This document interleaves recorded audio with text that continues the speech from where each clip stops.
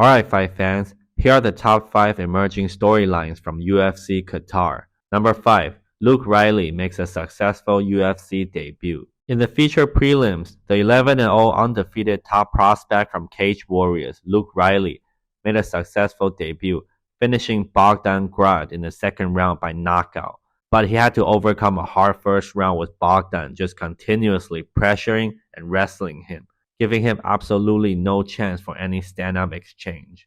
It was a good strategy by Bogdan. It also looked like the octagon jitters may have gotten to Luke in the first round. He was very hesitant and was just backing off and waiting while Bogdan pressed the action and just put on a grappling clinic.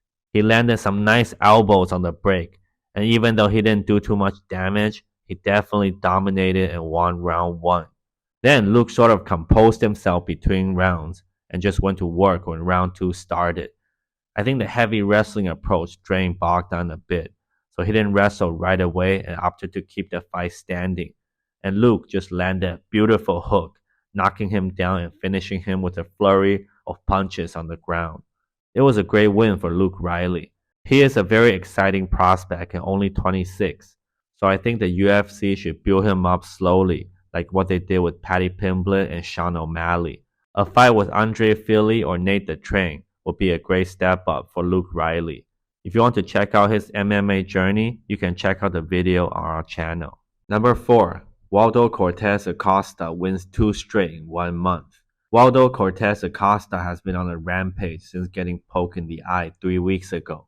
He knocked out Ante Dalia after being poked in the eye and got the comeback win. He called out Tom Aspinall in the post-fight interview, and now he made a quick turnaround just 3 weeks later, replacing Sergey Spivak, and he knocked out Shamil Gaziev in the first round.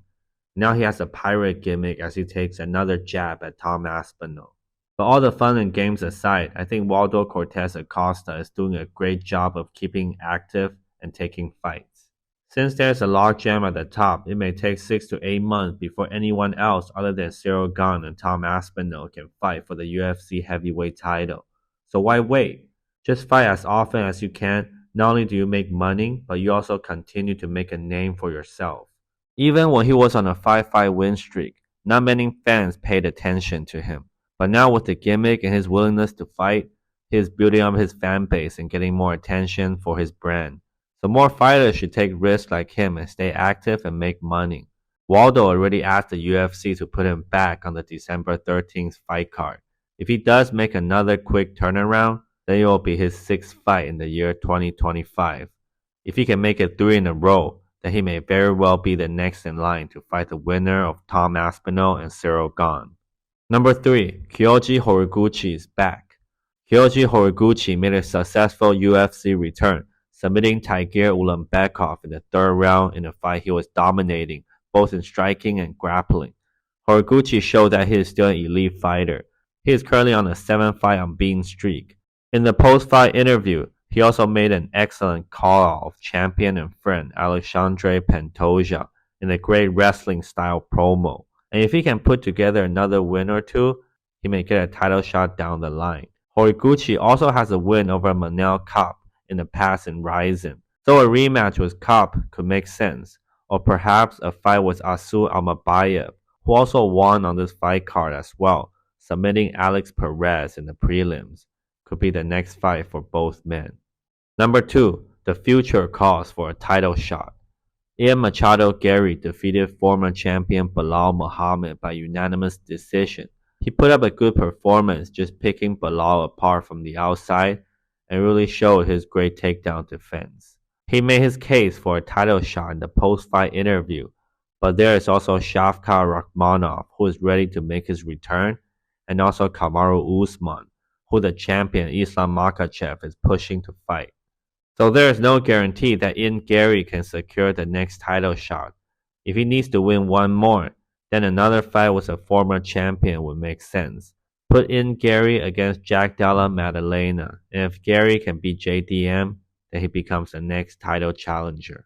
Number 1. Arman Tsarukyan cements his number 1 contender spot. Arman received a lot of criticism when he pulled out one day before his title fight with Islam Makhachev, ultimately losing his title shot.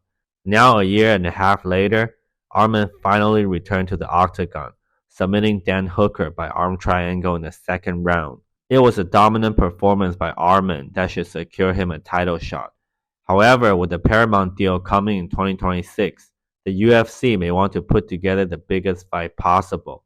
So, if the UFC doesn't do Ilya versus Paddy first, then Arman could very likely get his shot at Ilya Topuria.